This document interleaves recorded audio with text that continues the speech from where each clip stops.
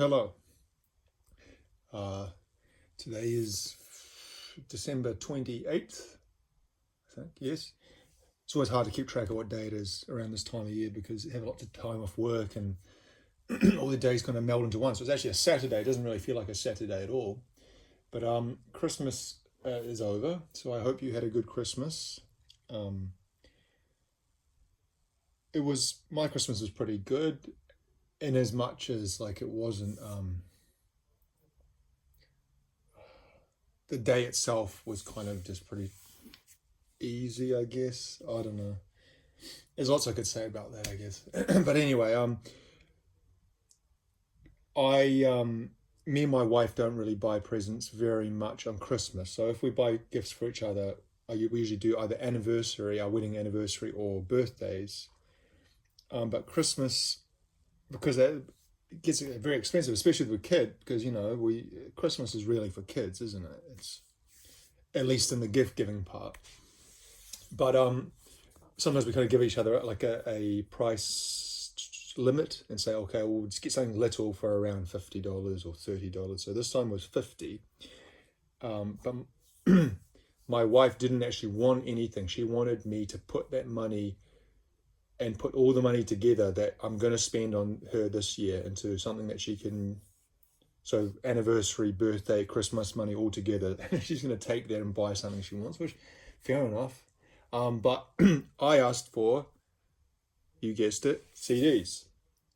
Because I rarely, if you've been watching the channel for this year, for example, I rarely buy myself new CDs, full price CDs. I do from time to time, and I had bought a few, like just last month. I bought the new Opeth album, and earlier this year I bought, what's another full price CD I bought? I bought a DJ Shadow CD, full price, for my birthday, a Devin Townsend CD. There might have been one or two others, but really not that many. A handful per year, if that. Some years, none. But yes, I asked for two CDs, and both these CDs I asked for, they are not available in New Zealand in any store because I've searched for them before. And that is from the band Men I Trust, the French Canadian alternative pop, rock, dream pop, jazz, fusion band. They've been around for a while now. They've been big for probably, when I say big, relatively big, for about 5 years, 4 or 5 years. But they've been around because this album here, I think, was released in 2014. Can you see that? This is 2020, but this didn't come out in 2020. I'm sure of it. Anyway, we'll talk about that in a moment. So yes, trying to find these in a store in New Zealand is impossible because I've searched all of them. They toured here March 2023, so almost 2 years ago, and I made a video about when they came. And when they came, I bought their CD on the merch table at their concert, Uncle Jazz, and I've made a video about this and about the concert, which I really enjoyed, and I love this album. It's a great album, a really, really good album. I recommend it. This came out in 2019, so that's what I'm saying. So this definitely came out way before this. Came in 2019, and then they released this album here. Now this is the Japanese edition. I went on the band website, the menitrust.com or whatever it is, and tried to order the Untourable album. That's the name of their second full length. Now I should check that. Because as with a lot of modern bands, they release music in a strange way. In the modern age, because we don't, the age of the album is kind of in some ways dying, isn't it? And bands don't really release music in the same way they might have. This band seemed to release singles a lot without an album, such as Billy Toppy and Ring of the Past. In the last year or two, they've released those two singles, and they just released another one just recently, which I haven't actually listened to that much. And both of those without any album. There's been 2 years almost 3 years since an album came out, and these singles keep coming, but no album. And so that kind of seems to be the way that they operate. They don't necessarily release things fully as an album. As I'm talking, I'm looking. Okay, so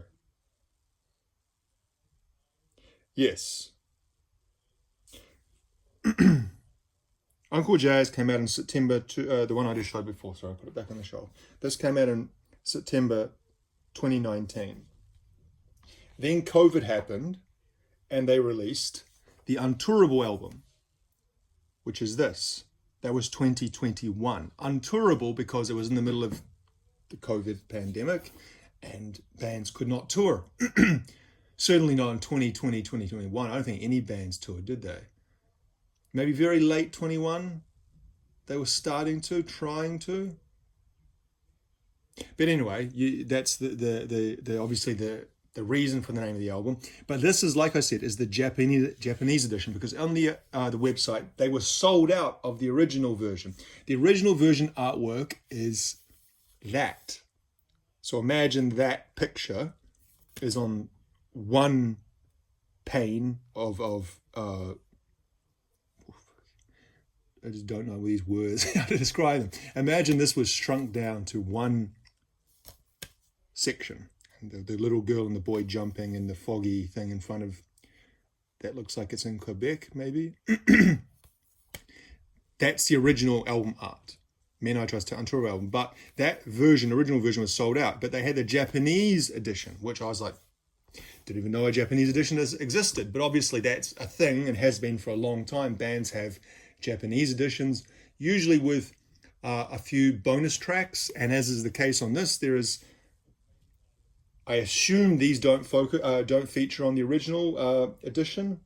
I might actually quickly check that. Why is that not? Okay, maybe I can't check because there doesn't seem to be a link when you push that. Untourable. So it says the original lineup. Oh, for God's sake. Trying to do anything while you're talking is really kind of awkward. So it says there's 15 songs. So we've got 1, 2, 3, 4, 5, 6, 7, 8, 9, 10. Yeah, so 15 up to Beluga. And then those last two bonus tracks are only featured on the Japanese edition. So I guess I'm lucky in that I got the Japanese edition. So the difference is the artwork. That's the picture they chose for the Japanese edition. Don't know why. Different font as well. That they use on the inner artwork instead. And then the track listing looks like that with little illustrations and those two bonus songs of A Cycle and Black Hole Era. So this arrived, I should say, I had to order this from, I'm kind of all over the place, sorry. Geez. I had to order this from their website. They're a Canadian band. I assumed it'd be coming from Canada, but no, their distribution center that deals with their cities is in California. And so I ordered it. These two together cost me New Zealand with shipping, about $60 New Zealand, which would be about $30 US for 2 CDs shipped.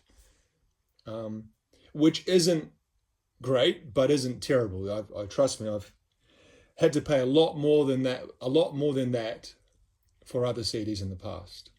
The CDs themselves were quite reasonable. I think, I can't remember, but anyway, it wasn't that bad. So $60, that's, if I'd found these in a shop in New Zealand, which would never happen, but they would have been probably about $25 to $30 because they would have been imports. So I'm paying about, probably a little bit more than I would have if I'd been able to find them in a physical store. But yeah. So this is the liner notes. We have the lyrics.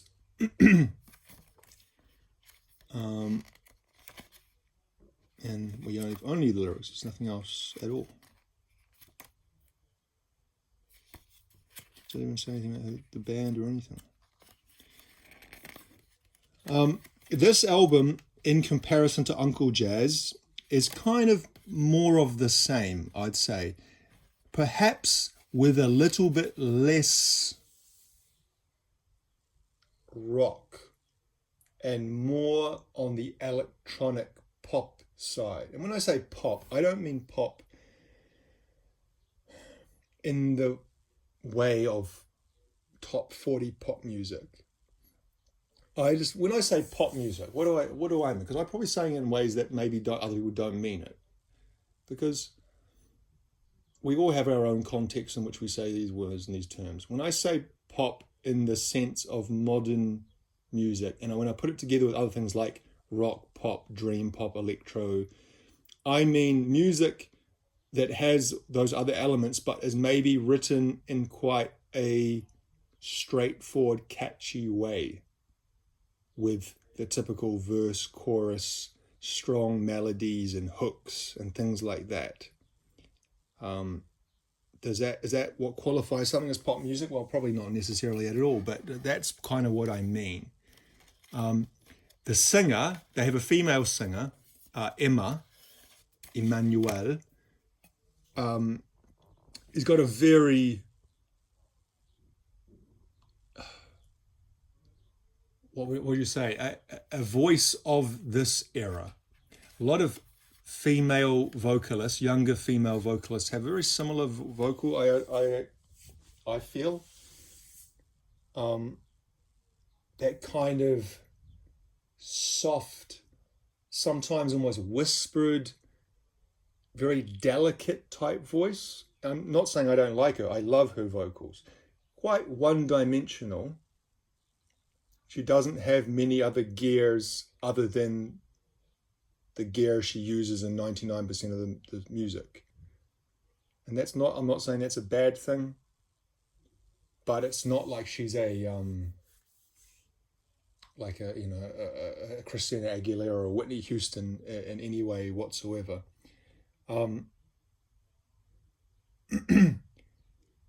I watched Anthony Fantano's mini review he did of this album. He didn't do a full review. He did one, those ones where what's the name of it? He does a little, he's got little different ones, like I think it's Why Didn't You or Why Not, where he goes through the albums that he didn't review and people wanted him to review, like maybe in the comments they said, hey, do this one. And he gives a kind of just like a 30-second explanation of what he felt of the album and why he didn't give it a full review. And what he said about this one is that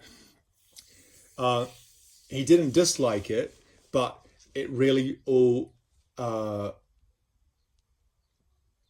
what's the word? All kind of blurred into one. And I can, when he said that, I 100% understood what he meant. That the album, beyond a few songs, and this is something I'd say for Uncle Jazz as well, a lot of the songs are very samey. They had a lot of that kind of that soft, kind of very chill jazz style of bass and guitar, and like I said, her very kind of soft and almost childlike vocal over the top of it, and it all kind of meshes into one thing after a while.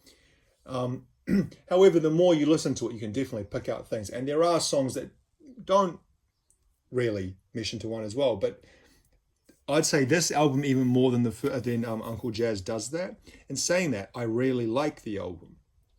Maybe that sounds like a bit of a contradiction in terms that you're saying, well, it all blurs into one, but how can you like it? Well, maybe the thing that it blurs into I really like, so it doesn't really bother me that it all blurs into one, because I like that style of music from them, and I think they do it very, very well.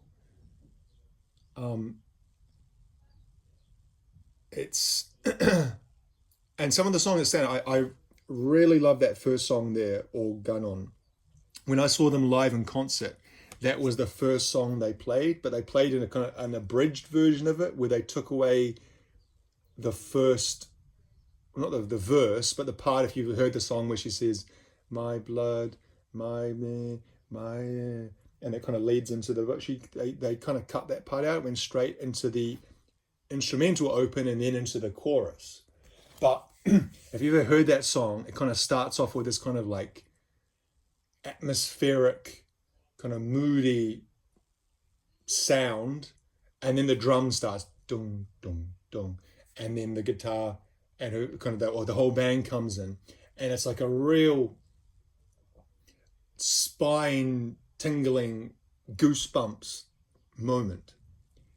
And I remember when I saw it in concert, I wasn't as familiar with this album, with the music on this album, but I had heard that song before, so it was in my memory. And when they opened with that, I knew it, but I didn't know, oh, that's the first song from that album. But it gave me such intense goosebumps and chills, that song, when they opened with that song live. It was like a wave of like, and now when I listen to it, still it kind of does that. I can't really explain. I'm really not good at explaining those kind of feelings that the music give. So it's kind of, I'll just say, listen to it, listen to Organon. There's a video, they made a video for it. It's kind of based on The Exorcist. You can find it on YouTube.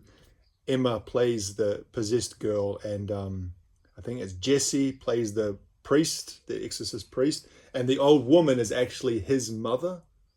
I think I read somewhere. In real life, you know. What else? I really like Serenade of Water. I really like Always Alone, Lifelong Song. Really love that song. Got a cool like bass, kind of synth bass sound.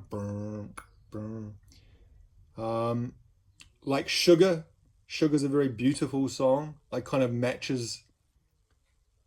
Like if you listen to that song Sugar, if that was produced in a different way and used different instrumentation and maybe given a more prominent beat, that could absolutely be a pop song on pop radio, top 40 pop, you know, whatever that means nowadays, I don't know. But it's like, it's got all the elements, the melody and the just the tune and the structure of being a hit pop song, in my opinion. So yeah, very happy to have this, because I've been talking about wanting to buy this since I saw them in concert almost 2 years ago, and that I regretted not buying it at the merch table. But I think I paid 25 for this at the merch table, and I would have had, buying another one being $50. And at that time, because I bought concert tickets, I think I bought my wife a concert ticket as well. You're dropping a lot of money already. So I've been kind of on the search for it ever since. So happy to have it. And the other one I bought, this is also Men I Trust. I haven't actually undone this one. So this, like I said, this turned up in the mail yesterday. And I actually was a bit surprised, because I expected, I ordered this on, this is just to give you an idea of how long things take to get here from the US or from Europe. I put the order in for this on December 8th. And it turned up at our house on December 27th. So coming from California, and if you look at, I guess it's the same wherever you are, but you can follow the postage tracking of where it is. And it always baffles me the way that they do it in America. In that, so it started, I think it was Irvine, California, was the distribution center. Then it got sent to, I think it was East Rutherford, New Jersey, which is the other side of the country and away from New Zealand, because New Zealand would be on the West Coast direction across the Pacific, not the East Coast across the Atlantic. That's the direct opposite direction. But I guess they have these kind of mail centers where things get, sent and then kind of sorted, and then who knows? I'm sure they have their reasons. It's not as though these massive corporations do things wastefully on purpose. They must have a reason. But then it got sent somewhere else on the East Coast, and then went back to East Rutherford, New Jersey, and then it got sent to Auckland. And usually the slowest part is once it arrives in New Zealand, because it's got to clear customs at the airport in case they think you're importing illicit substances or something. And then, like I said, it's Christmas time, the Christmas holidays. A lot of people are not working. I thought, well, I'll be lucky to get this before the new year. But it just turned up on December 27th, yesterday. So from December 8th to December 27th, that's actually not that bad. That's probably a little bit better than average. This is by Men I Trust, as you can see in white up there. This was one of their earliest releases. This came out in 2015. It's called Headroom. Now, I'll go back so I can refer to this. This is before Emma, the singer, joined the band as a permanent member. As it started off, it was just Dragos Chirac and Jesse Caron. Dragos does the keyboards mostly, synth keyboards, and Jesse does the bass and guitar when I'm talking in the studio. Then they've got Odile Mame Rochefort, Emmanuel Pro, that's Emma, that's the current singer, Vincent Laquier, Helena, blah blah, Margos, Jeffrey, Nicholas, all these kind of very French sounding names from Quebec. And they each featured on different songs. So the idea with the early 2015, as this is there, was that they would be kind of one of those bands that had like a rotating cast of vocalists. You know, like, what's a band that does that? I guess like Daft Punk to an extent, you know. Air, they've had a lot of different that's not members of the band, but kind of like, you know, the guest vocalists will come in and sing one song or another song. There are other bands as well, I can't think. I guess even Steely Dan, you know, they've had a lot of different vocalists over the years, haven't they? But eventually, I've talked about this in another video, eventually after this, I don't know when it would have been, so this came out in 2015, and Encore Jazz came out in 2019, so I guess somewhere along there, was there something in between? No, there wasn't. So there's a 4-year gap. Jeez. So this came out June 2015. Encore Jazz came out in September 2019. Between this and then, they decided to make Emma their permanent full-time singer. And I said this in the other video as well. I feel that was kind of probably a good choice, because she seems to be the focus of their everything. Whenever they do advertising or their videos, a lot of their videos is just her. Like that song, is it Billy Toppy? Where she's on a swing. And it's just literally her on a swing in front of a green screen for like 4 minutes, to the point that you think it's a bit awkward. But she's like here's a picture of the band. So there's like pretty regular people, but she's quite cute, I think. If you know what I mean, as in not really a, can you explain this stuff without sounding like a weirdo? She's not a I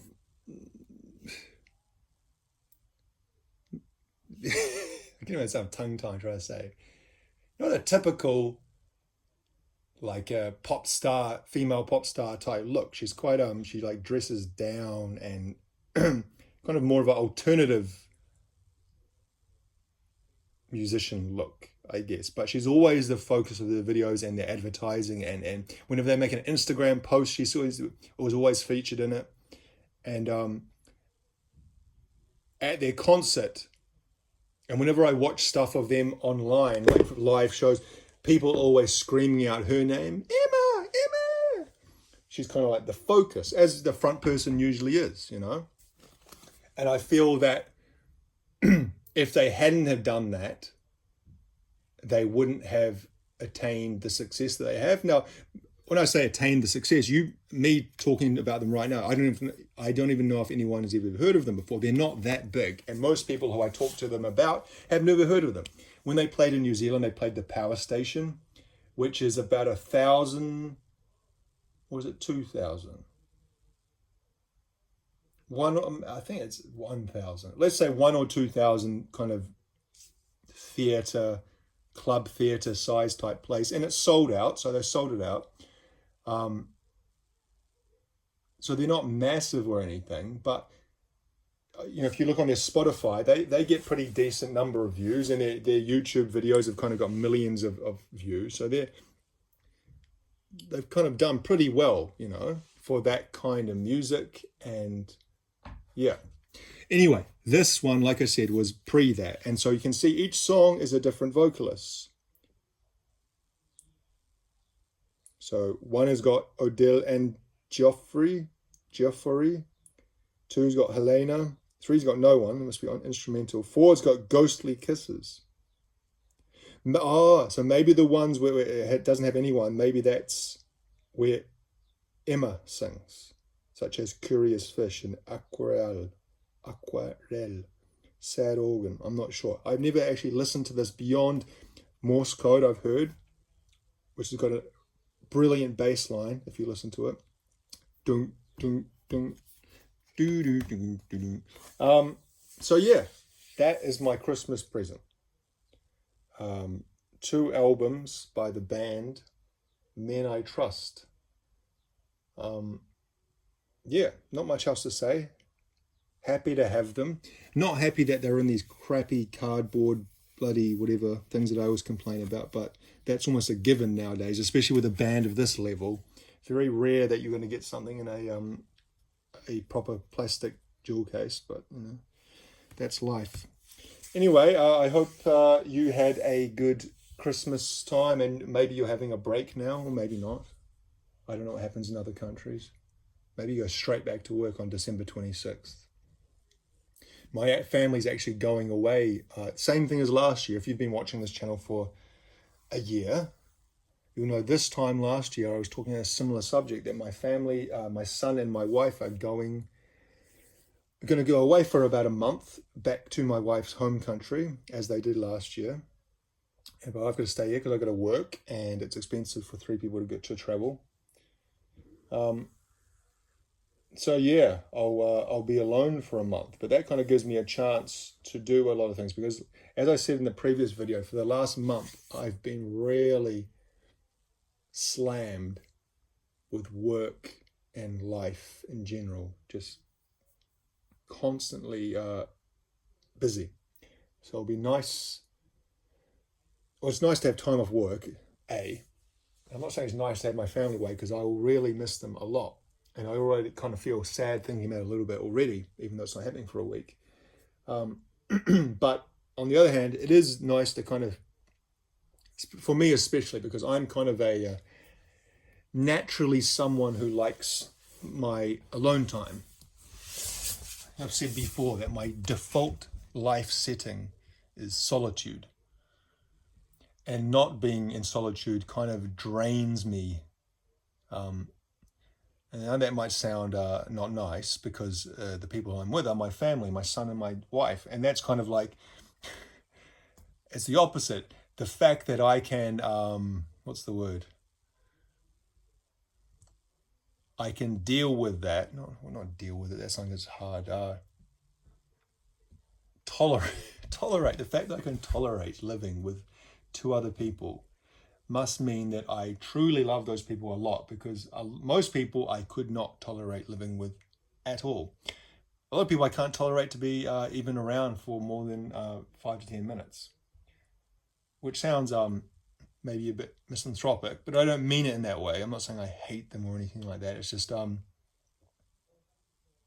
guess I like my own company, and